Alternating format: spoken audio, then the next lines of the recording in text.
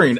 Here we go. What is up, everybody? Welcome back to the Crypto Sherpa Show, where I cover the latest cryptocurrency news articles to keep you up to date on what's going on.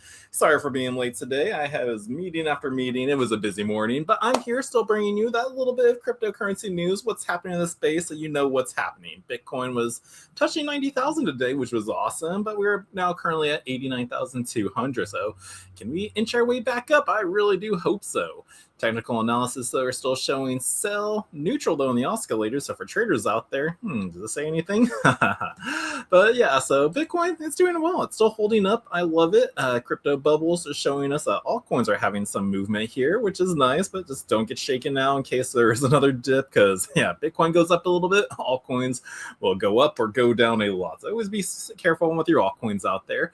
But what's going on with Bitcoin today? I saw that the Bitcoin white paper is now being displayed on the wall of the New York Stock Exchange. That's right. Apparently someone asked if this is true, and yep, Grok says yes, this is accurate. On January 22nd, 2026, BitGo donated a framed copy of the Bitcoin white paper to the NYCE to mark the IPO, and it's now displayed on the trading floor wall. Multiple sources, including news reports and social media, confirm this. So I wonder how long this white paper is going to be up there. Maybe forever. I would love to see that, though.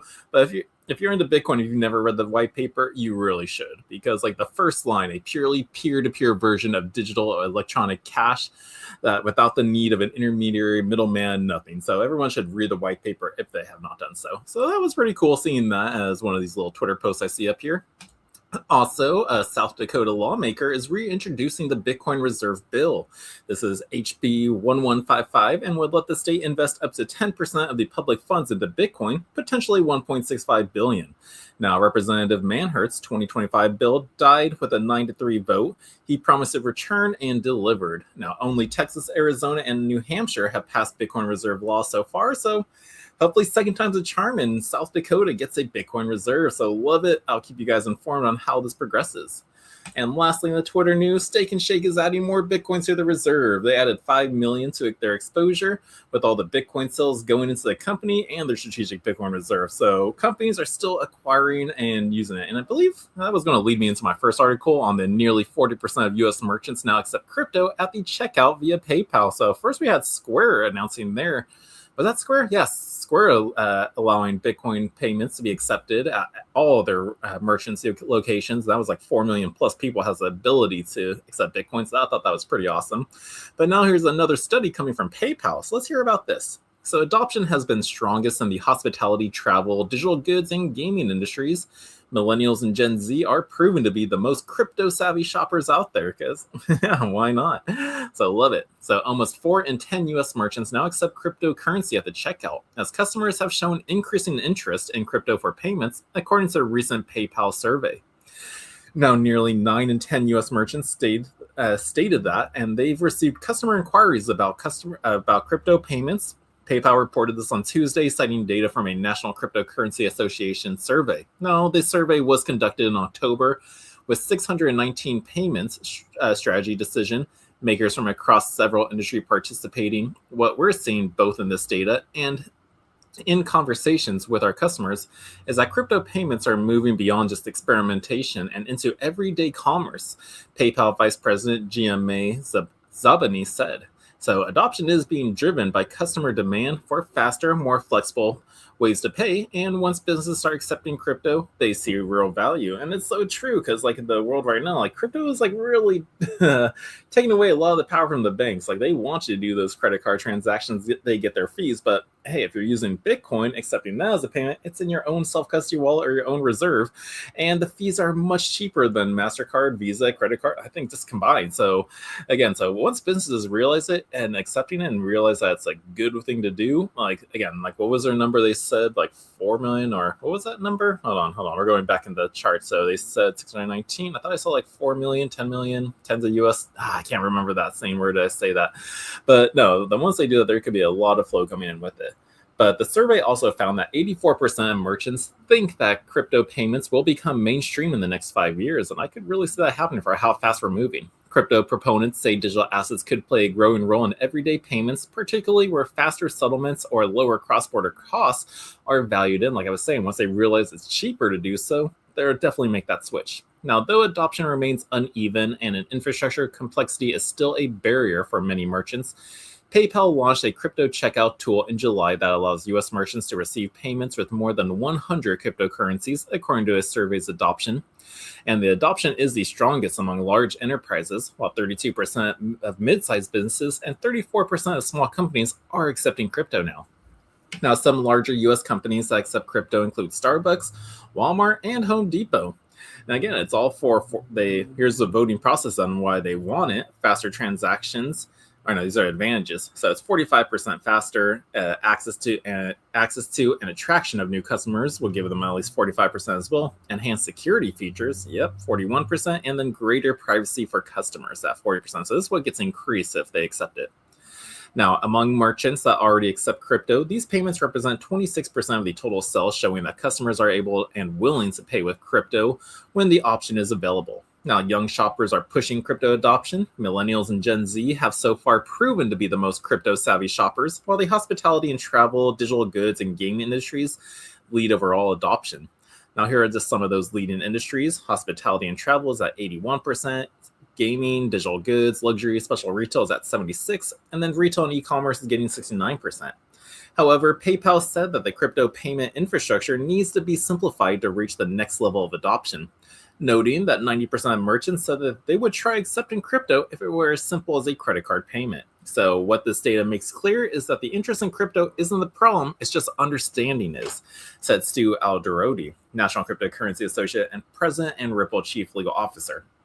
So again, the only problem is education. And why do you think we have these clubs here? It's to educate the people in public about Bitcoin, blockchain, how it works, how to store it safely. That's the barrier. So that's what we're trying to do and solve here at our clubs and everything. But once they get it and they understand it, they'll make that switch and definitely benefit. Again, we're seeing the benefits from Stake and Shake. They're the pioneer of it all, from first accepting it, paying out their employees and bonuses in it, and also having a restricted reserve. So again, 40% of merchants are ready to accept crypto. We just got get past that little bit more of a hurdle, just educating them. So that's our article on that, leading from the Stake and Shakes adding 5 million, and then to how 40% of merchants are ready to accept crypto payments. And let's lead into our next article about who stole from the government, or allegedly stole from the government. That's the title of the show. It's like, wait, what? The government just had their Bitcoin stolen? Well, allegedly $40 million of crypto happened from a federal contractor's son. So we're going to go through the facts, see what's going on right now, and see what exactly happened. So the U.S. government official said that they are investigating allegations that tens of millions of dollars in crypto seized by law enforcement were stolen through insider access at a federal contractor level. So, who was it? So members of the U.S. government are investigating allegations that tens of millions of dollars in cryptocurrency seized by law enforcement were stolen through insider access via a federal contractor, according to the public statements from officials. Now, the U.S. Marshals Service, the USMS, confirmed to CoinDesk that it is investigating claims that more than $40 million in confiscated digital assets were siphoned from the government-linked wallets. Now, the allegations center on command services and support a Virginia-based technology firm contracted by the USMS to manage and dispose of certain categories of the seized cryptocurrency. Now, blockchain investigator Zach XBT alleged that John John Lick, let's call him Lick, but he's the son of the CMDSS president and chief executive Dean Dagide, and he gained unauthorized access to crypto wallets holding government-seized digital assets and then diverted the funds for personal use. Now, Zach XBT said that he reported the alleged activity to authorities and linked multiple wallet addresses to assets controlled by or associated with the USMS. Now, Brady McCarran, chief of public affairs for the USMS, told CoinDesk that the agency could not comment any further on this case because investigations were underway. And they can't really tamper with the evidence. So you get out the news too soon, it tampers it, stuff changes. He said this, now changes to that. So this is what we got so far. But again, we'll keep you guys more posted. But details of the digital asset theft fraud. So the allegation first surfaced after a dispute in a private Telegram chat that was recorded and later circulated online. According to ZachXBT, the individual identified as Lick appeared to screen share a wallet holding millions of dollars in cryptocurrency and then demonstrated the ability to move the funds in real time. So that's what was happening. Now, subsequent on-chain analysis linked those wallets to addresses known to hold government-seized assets, including funds associated with prior high-profile law enforcement seizures out there. So these wallets were tied, so that's linking. Like he made one post, it's circulating online. Everything on chain is visible, and we do have record of like which wallets the government does have. So if you post something there, anybody can link it to it and go, wait a minute, that's a government's wallet, so we know it was this man. So again, meet the threat actor, John Lick. He was caught flexing $23 million in a wallet address directly tied to the 90 million plus in suspected thefts from the US government in 2024. And multiple other unidentified victims from November 2025 to December 2025. Now, ZachXBT wrote on X over the weekend that ZachXBT later identified the individuals as John Dagidi, alleging that he is the son of the CMDS president and the CMDS currently holds an active federal IT contract. Now, the CMDSS was awarded a contract in October of 2024 to assist the USMS in managing and disposing of seized and forfeited digital assets, including crypto not supported by major exchanges and assets tied to complex criminal cases. Now, those crypto assets reportedly include funds seized from the 2016 Bitfinex hack, one of the largest cryptocurrency thefts on record. And ZachXBT has said it remains unclear how John Dagidi allegedly obtained access to the wallets, including whether the access was facilitated through his father's or the CMDSS's internal system. So according to ZachXBT, one wallet he did attribute to Dagidi held 12,540 Ethereum, worth roughly $36 million at recent prices. And he also alleged that Dagida sent him 0.6767 Ethereum, which the investigators said he would forward to a US government seizure address. Now, ZachXBT further claimed that transaction trails suggest approximately 20 million was removed from the USMS linked wallet in October of 2024, most of which was returned within a day, though roughly 700,000 routed through instant exchanges was not recovered. So in additional post, ZachXBT has estimated that the total suspected theft could exceed $90 million in various cryptos when accounting for other wallet activity observed in late 2025, some of which he said remains in a compromised wallet. Now, the United States Bitcoin security is under scrutiny. The allegations have raised valid concerns over how the U.S. government safeguards its growing stockpile of seized Bitcoin and other digital assets. Now, the federal government may control between roughly 198,000 Bitcoin and more than 300,000 Bitcoin, worth tens of billions of dollars at the current market price. And according to the BitcoinTreasuries.net, the U.S. government holds 328,372 Bitcoin, worth roughly $29 billion. So that's how much the U.S. is holding. And the controversy comes amid heightened scrutiny of how seized Bitcoin is handled, following early reports this year questioning whether forfeited assets tied to the Samurai wallet case were improperly sold, despite executive orders directing that seized Bitcoin be retained as part of a U.S. strategic Bitcoin reserve. So while the U.S. officials later denied that any sale took place, the lack of on-chain evidence provided publicly has continued to fuel skepticism. Now, here is ZachXBT tweets on the rumors circulating from Cybercrime Telegram channel indicate John could be John Dagitia, who was previously arrested in September 2025, though more research is needed to fully confirm it.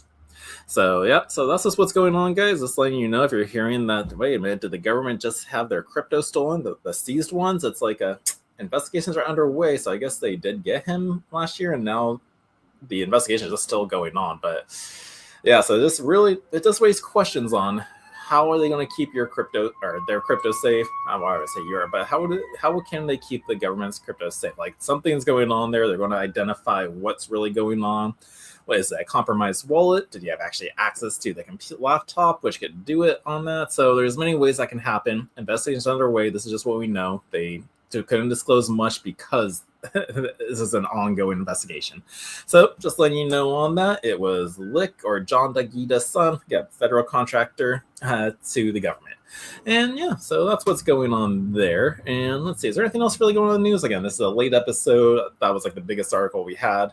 The other just little quick tidbit news out there: Dubai insurance customers can now pay in crypto. So again, adoption is happening. I was supposed to have this article after my 40% of U.S. merchants now accept crypto, and then also after the Stake and Shake added 5 million. But it's just, again, more companies and just businesses are accepting crypto because they have to. They're going to realize that it's cheaper, faster, and just better to do. So we're going to keep getting more little tidbit articles on this. I'm not going to go through it just because, again, it's another business doing it. I love it. It's bullish on Bitcoin, and hoorah. And then same with this other article. We really don't need to get it. I covered the NFT platform Nifty Gateway is ceasing and desist. Or not cease and desist, they are farewelling, they're sunsetting, they're going away. And now we have another NFT platform, Rodeo, is the second one to announce their closure this week. So I think we can probably break this down just a little bit. But the NFT marketplace Nifty Gateway announced on Saturday that it was shutting down and has now been followed by Rodeo, which only launched on iOS last March. So this is a brand new company that started. But yep, NFTs they're just not. They're not here, especially in the marketplaces. There was a big hype. I'm just like, yeah, we're going to full screen. There was a big hype 2020, 21, digital collectibles, crypto kitties, crypto punks, and all that stuff. It was awesome. It was fun. It was a fun time to play around, but I even knew it wasn't going to last because all those NFTs out there had no utility. Now, that doesn't mean NFTs don't have utility themselves. It's just all those art ones that were just JPEGs. There was nothing behind it, where the real value of NFTs just come from true digital ownership on the blockchain you choose to build them on. So again, that's where the real value is. It's just and how we incorporate blockchain tech and everything. Because again, instead of just trusting centralized entities in order to hold who owns what, sure, you have a document piece of paper, NFTs prove it in your wallet that no one can mimic it, copy it. It shows the authenticity of it. It is yours. So that is where the true values of NFTs are, not just a digital ape artwork, something, whatever it is out there. So it makes sense that these companies are going down. They had their moment in their sun. It was hype, but I don't see it coming back. But the technology-wise will still be used. But let's see. Social NFT marketplace Rodeo has become the second NFT platform this week to close. I just want to really get on when they're closing. So Rodeo CEO and co-founder Kavion Tiranian said in an X post on Tuesday, the platform had struggled to scale enough to become sustainable. And we believe collecting could be playful and communal, not just transactional. And that belief guided every production decision we made. So ultimately, again, they didn't achieve their core objective. While the product resonated deeply with committed community, it just didn't grow to the scale they needed. So long, partner Rodeo, it is winding down. And what is that date? So between January 27th and February 10th, Rodeo will continue to function as usual. But from February 10th, the platform will switch to read-only mode. And then by March 10th, Rodeo will be completely switched off. So just be aware, guys. So you have until January 27th, which was yesterday. So we have until February 10th. So it started yesterday.